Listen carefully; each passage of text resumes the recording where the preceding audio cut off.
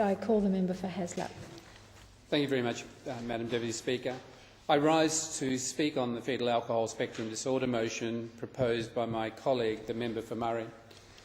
This is a particular disorder that has been discussed for some period of time, and the member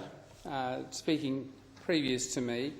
made reference to the number of reports, and there are significant reports that have been undertaken, produced and circulated, but it seems to be a challenge in the way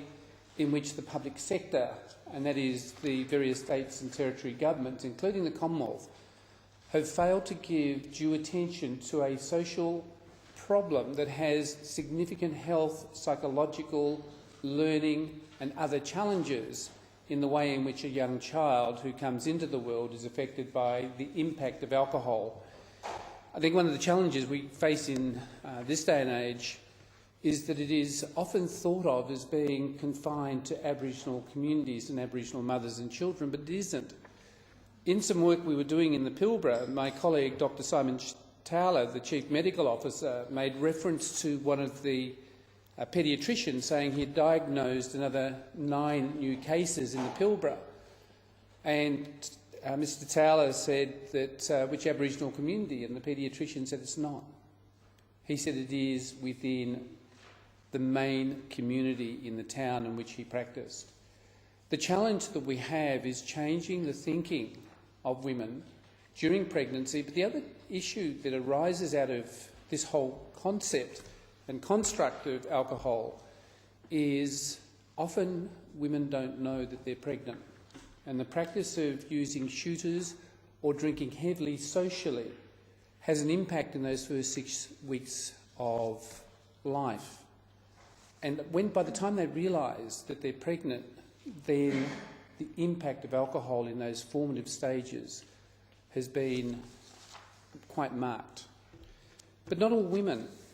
by the way, suffer the consequences of alcohol consumption, because there are children who are born without some of the disorders or the spectrum of disorders associated with fetal alcohol. But nevertheless, we have an obligation to do something, because the flip side to this is that I have seen young adults who show all the attributes and and they meet the criteria against fetal alcohol spectrum disorder, but nothing has ever been put into place that assists them to enhance both their educative pathway in terms of the support they need, nor does it enable schools to identify that there is a need in this area for resources that allow teachers to provide education programs that at least give these children some skerrick of hope in receiving an education that will ground them well for some form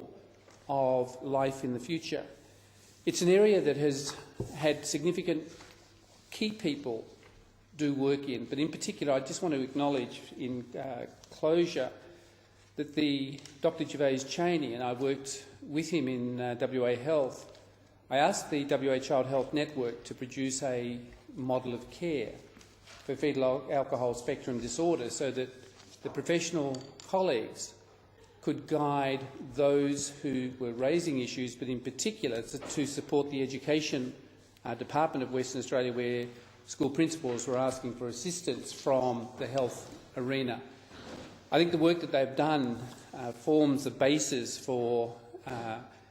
a direction of connectedness between two principal agencies that take over half of the state's responsibility in two key areas. And if they take that on wholly and in a context of being focused on those children affected, then I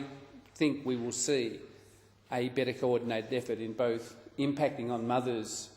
and some of their thinking, but also at the same time providing opportunities for children born with those disadvantages that will impact on their lives. But I think the other thing too is that it will enable us as a society to take some responsibility in the way that we guide. I certainly don't support a nanny-state approach in saying that thou shalt not drink, but at least allow people to make some decisions based on sound medical knowledge, based on the fact that their child is the ultimate essence of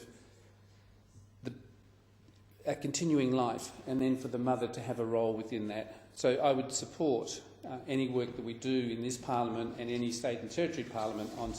Order. FASD. The honourable member's time has expired.